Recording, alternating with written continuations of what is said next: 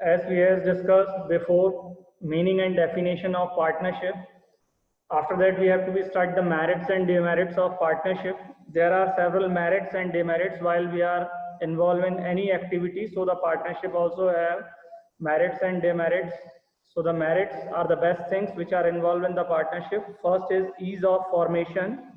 It is very easy to form a partnership firm as no legal formalities are required to be completed. There is no legal requirement while we are starting on a legal formation are required to be completed. There is no legal formality to start a partnership. Anyone can maybe start a partnership. So it is ease of formation in the partnership. Next is balanced decision making. In partnership, the partners can divide the work according to their skills. What skills and knowledge?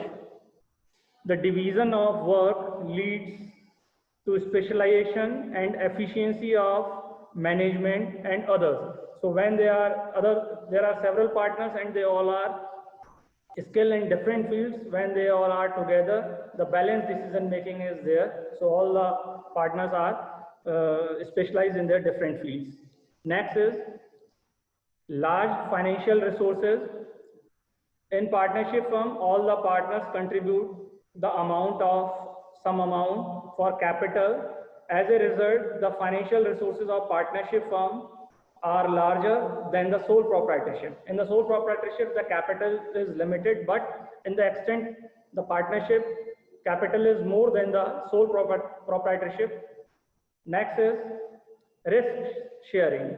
While there are several persons involved in the business, as they all are the partners, so when there is profit and loss, both are to be shared. So the risk bearing is there. Only one person has to bear the risk, whereas in partnership firm, all the partners share the risk. In sole proprietorship, only one partner may share all the risk, but while in the partnership, the risk is divided according to their deed or equally to all the partners which are to be bound to start a partnership. Next is the secrecy. In this, the secrecy is there. There is no need of publication of accounts and their information for the public. So it is secrecy between the partners also. Therefore, the effect of partnership firm has remained secret because they, on the other hand, all the activities of partners firm are carried by the partners, so they are not be published to the public. So the secrecy is in between the partners. So in the next, we start the demerits of partnership. Things which are not good for the partnership, that is unlimited liability. All the partners have an unlimited liability. If they are not liable to pay their debts, all the partners are liable to the extent of their properties are to be sold to pay off its debt. That's why the unlimited liability is there. Next is the limited resources.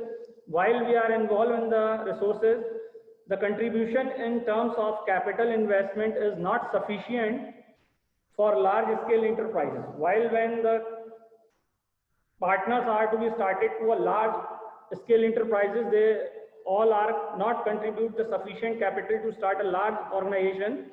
As a result, partnership firm problems of expansion beyond a specific size.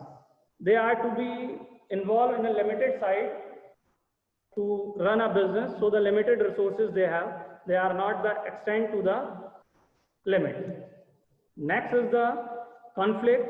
While the number of number of partners are there, so they all are having a different background, different family status. Therefore, they may have a different opinion. Many times their opinion are conflict to each other.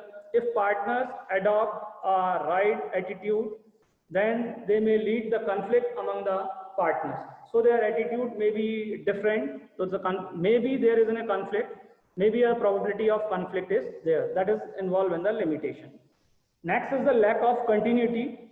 While in a partnership, after the death, retirement, or any other problem, the new partner may not be entered into the partnership, but the partnership may not be continued for a long period. While any partner may be retired or a death, the public has less trust and faith in partnership. Less faith for the public because the accounts of annual report are not be published in publicly. That's why there is a lack of public conflict. Next is risk of mutual agreement. The risk of mutual agreement means their decisions are to be conflict to each other. So they contract signed by anyone. If anyone make the contract and other partners are also be binded to that contract, they are not avail that liability. So they are to be paid the liability if they are not involved in the decision also. So they all are binding to itself individually. So the binding on the other partners due to the principle of mutual agreement. While their mutual agreement is there, so they all are binding if the decision is taken by one or the mutual decision is there, but they all are mutually binded to each other. That is a demerit of the partnership. The next is the lack of public confidence, because they are not publishing their accounts properly in the public and they don't give the information to any outsider. All information is in between the partnership. That's why the others are not confident to their information. So they are not well-defined body. That's why there is a conflict of the public confidence.